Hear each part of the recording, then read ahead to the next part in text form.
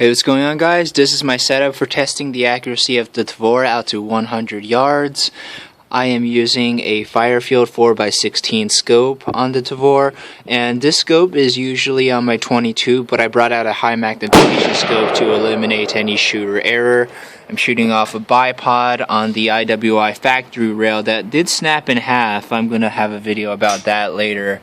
The ammo I'm going to be using is the PPU 69 grain Remington match, and it's made in Serbia. This is not the highest end match ammo, but it is a significant improvement over economy grade ammo. So let's get to it. 5 shots at 100 yards.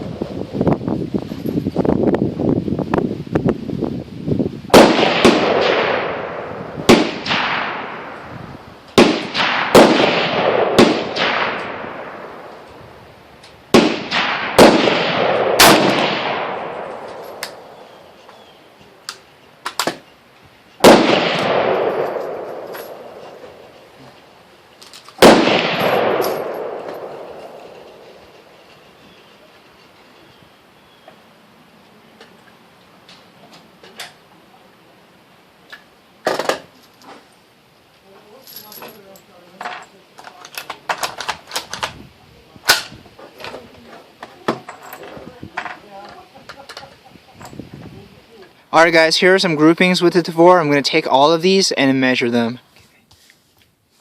Here's one of the targets I shot with my Tavor, measuring from the distance between the two farthest holes, from the center of the two farthest holes. This target measures in at about 2.6, let's call it 2.6. Next target measures in at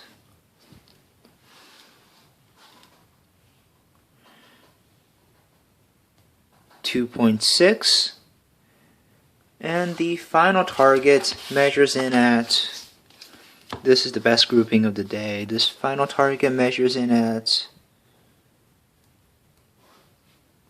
1.7.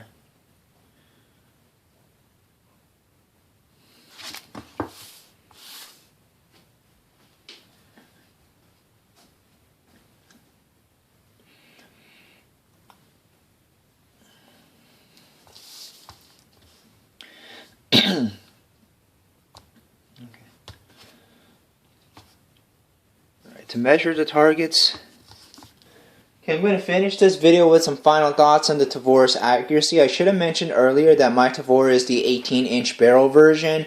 Barrel length won't contribute to mechanical accuracy in any way, but it does increase muzzle velocity to help with wind drift and gravity at extreme ranges.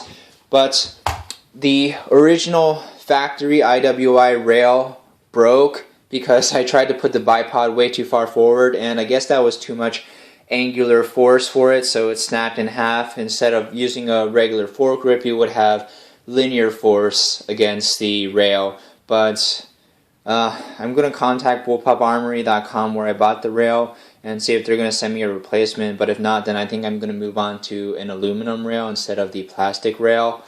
I do like the Iwi Factory Handguard. I know that there are some aftermarket aluminum handguards on the market. I don't really like any of them. The handguard does get really hot when shooting rapid fire over a sustained period of time, but I do like the feel of the plastic on this. Yeah, the Tavor, I think it has the potential to be pretty accurate in the hands of the right shooter. I am using the factory trigger instead of a Geissele trigger. I used a 16 zoom scope because that would help me eliminate any user error. I said illuminated because this is an illuminated scope, but this scope is as cheap as they come. Firefield is a very notorious made in China brand, but I don't think the scope is to blame at all for any kind of accuracy loss that I may have had, because even if I had a $2,000 Night Force or a Zeiss scope, I don't think it would have made a difference at 100 yards. If I was shooting at targets 600 yards away or counter sniping insurgents, then I guess a Zeiss or a Night Force scope would have helped me, but just at 100 yards, this scope was completely fine. I'm going to throw this back on my 22, and if I do ever upgrade to a Geissele trigger, I'm going to bring this back out. Personal skill shouldn't be that much of a factor in bench rest shooting, because even somebody that's never shot before could probably do 2 to 3 MOA on a custom bench rest gun, but the Tavor is anything but a custom bench rest gun. You're not buying a Tavor to shoot off the bench. You're not buying a tactical AR to shoot off the bench.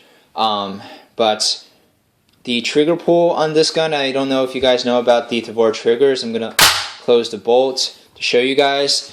When talking about Tavor negatives, the trigger is one of the first things that is discussed. You do have quite a bit of take up in pre-travel. Then you get to pretty heavy creep before hitting a very hard, heavy break. So the trigger pull was one of the things that threw me off at 100 yards. Even dry firing on this Tavor stock trigger, it was really hard to stay on target. I'm as good a shot as any other self-taught internet forum warrior, but I imagine that somebody with a lot more experience shooting could get the Tavor in its stock configuration to do 1.5 inches at 100 yards consistently. Moving up to a Geissele trigger would have helped me get under 2 consistently all the time. And somebody with a lot of experience shooting could probably do 1.2 to 1.3 inches with the Geissele trigger. But at that point, I think you've reached the mechanical limitations of this gun's accuracy. This barrel is cold hammer forged, really strong material, but it's also chrome lined, which isn't necessarily the best kind of barrel for accuracy, because a bullet travels down a chrome lined barrel a lot slicker than it would travel down a stainless steel or a chromoly barrel. So the advantages of a chrome lined barrel are that it's a lot more corrosion resistance, but the advantage in corrosion resistance far outweighs the slight accuracy loss. But with this stock figure configuration, you are very capable of hitting center mass out to 300 or 400 yards. So upgrading to a $350 Geissele trigger, I don't think I could pull the trigger on that, pardon the pun. I could do $200 for an AR trigger, no problem. I have Geissele triggers and a Hyperfire trigger on all my ARs. But $350 for a Geissele trigger, that's not really high on my priority list right now. But as I mentioned earlier, you don't buy a Tavor to shoot off the bench. You don't even buy a tactical AR to shoot off the bench. You would buy a Mark 12 to shoot for accuracy, or a custom bull barrel 223 wild chamber AR to shoot for accuracy.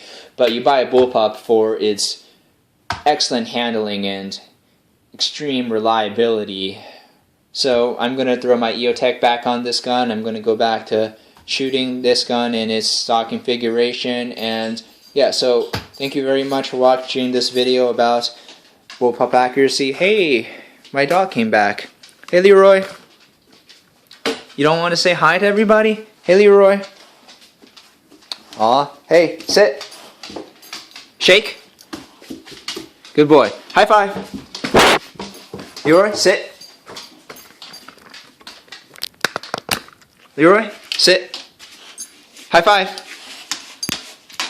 Good boy. Alright. Well, thank you guys for watching. Thank you guys for listening to my thoughts on the Tavor's accuracy. And I'll see you next video.